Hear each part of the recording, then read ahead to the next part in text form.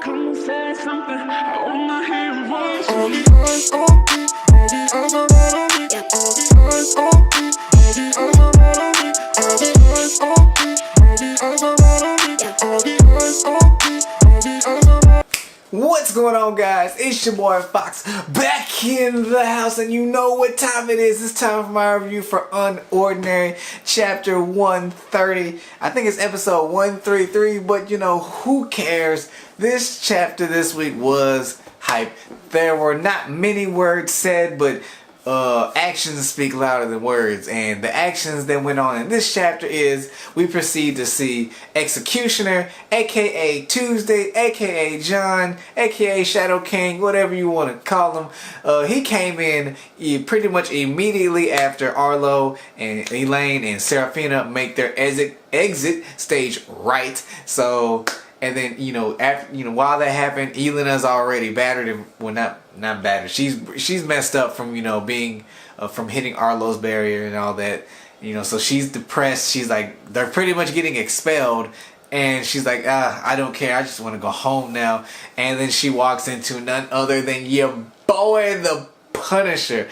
And let me tell you, he maybe said, actually he said maybe like 2 words this entire chapter, and that's at the end.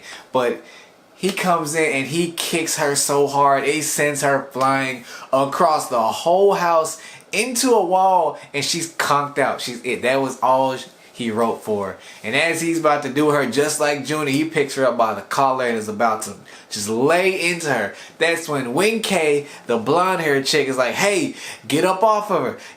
She's like, who the heck are you? Get up off of her. And she tries to be all big and bad and runs up, and she gets caught by her, not by her neck. I thought it was by her neck at first, but she gets caught up by her face, and she just gets slammed to the ground like wham.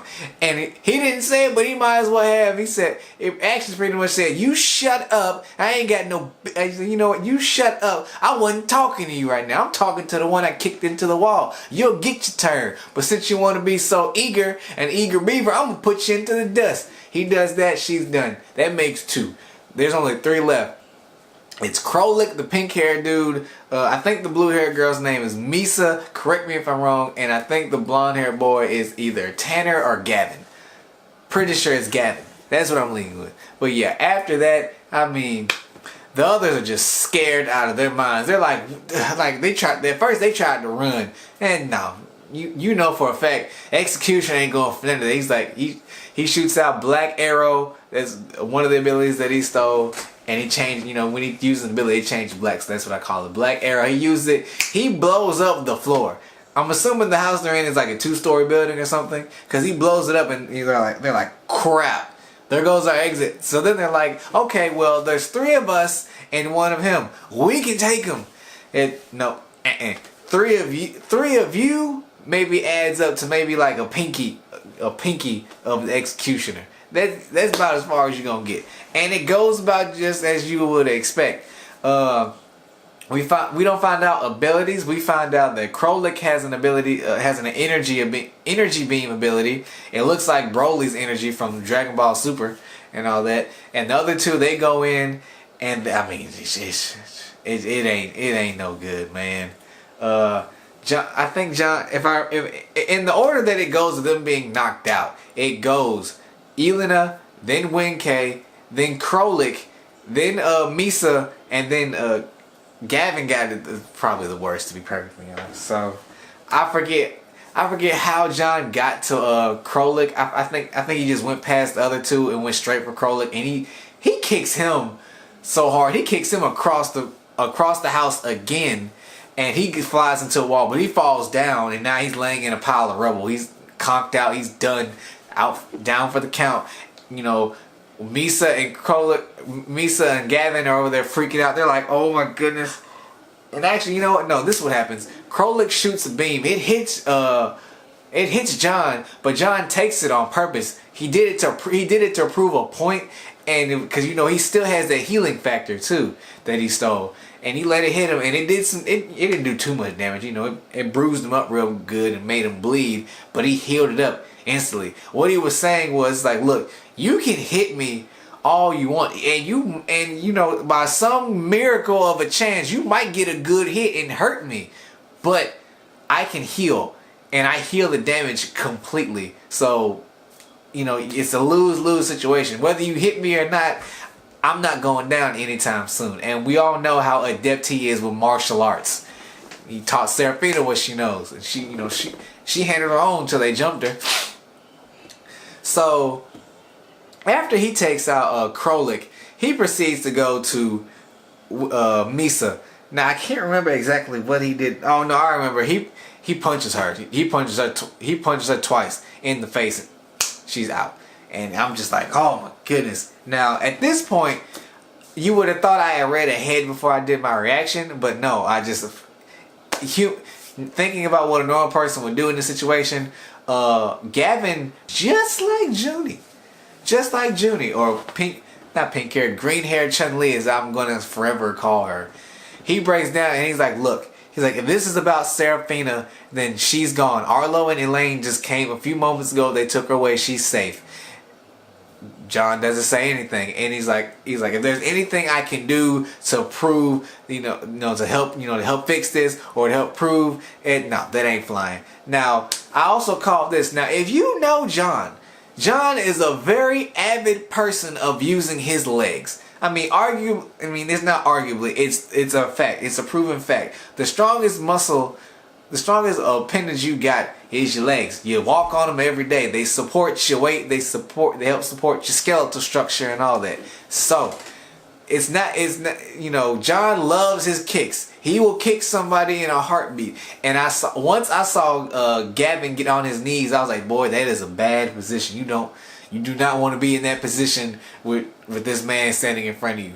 Because as he's talking, he's like, look, if there's anything I can do to help prove, he gets cut off, and John gives him another just mean knee to the.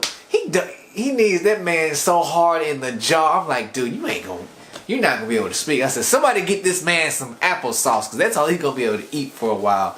And then even after he knees him with pretty much like a knee to the jaw, like an uppercut, he proceeds to punch him in the face again. And I'm like, man, this dude ain't never gonna be able to talk again. His jaw is shattered. At least it should be. And then afterwards he kicks him, and that's it. That's not where the chapter ends. We get a little interesting thing at the end, which, if you paid attention, you knew it was coming. So after he does that, you just see everyone sprawled out. They're done. They're conked out. You see everyone except for Krolik. Krolik is the pink-haired dude once again. He's at the bottom of the rubble. He's out too, but he's buried under a pile of crap.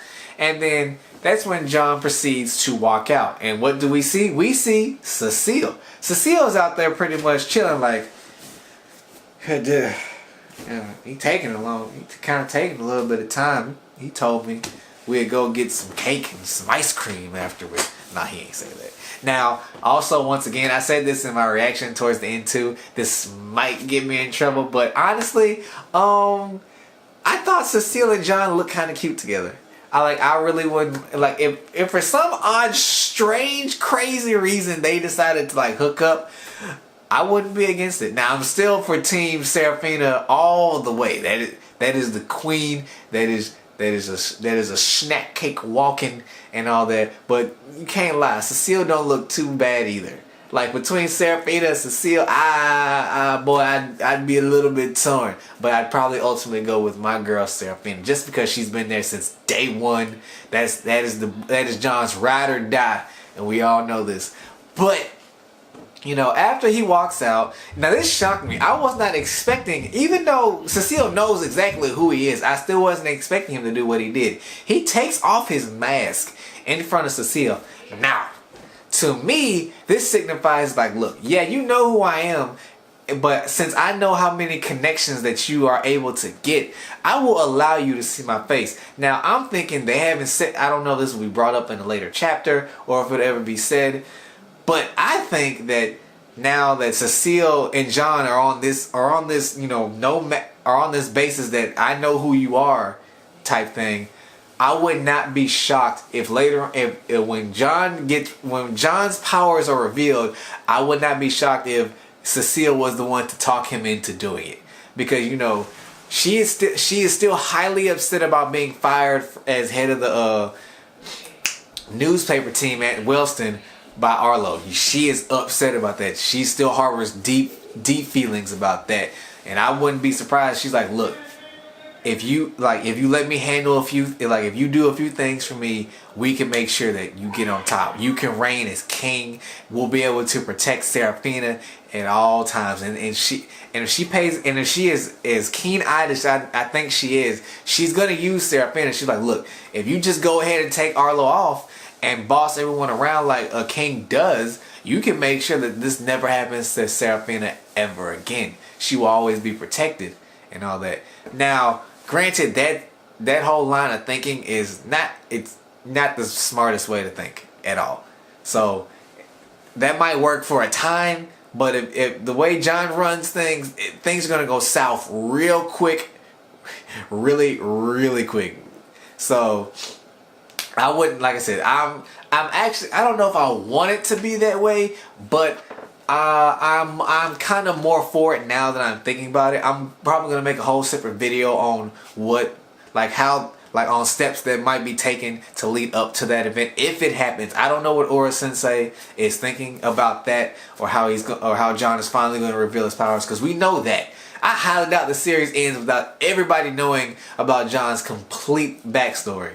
I just don't believe that. So, like I said, I think Cecile is going to somehow convince John in coming out and letting everyone know that, hey, I'm not a cripple.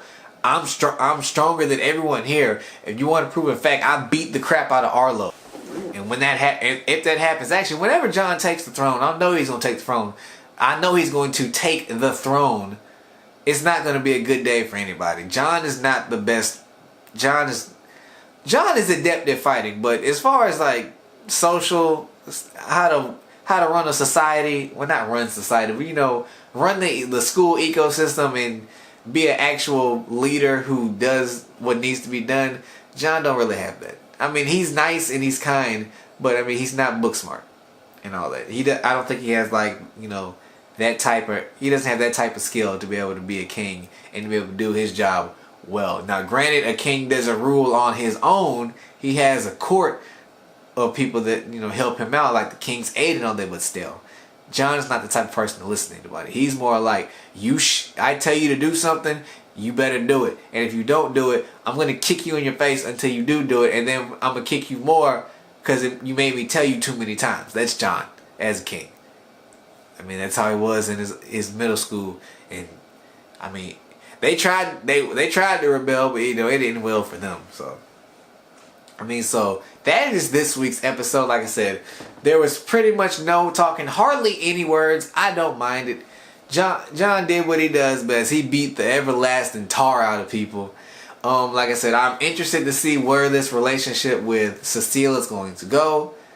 Like I said, that will probably be its own video at a later date. But you know, tell me what you thought about this week's chapter. I loved it. It's always a pleasure to see John putting the hurt on people. But as always, I do not condone violence, whether it be man on man, woman on woman, or especially woman on man or man on woman. You know, don't need to be putting your hands on each other. If you get to that point, you just need to go ahead and walk away and decide to not make contact with each other, either forever or for a while. But you know, that's up to your discretion. That's where I stand on the matter.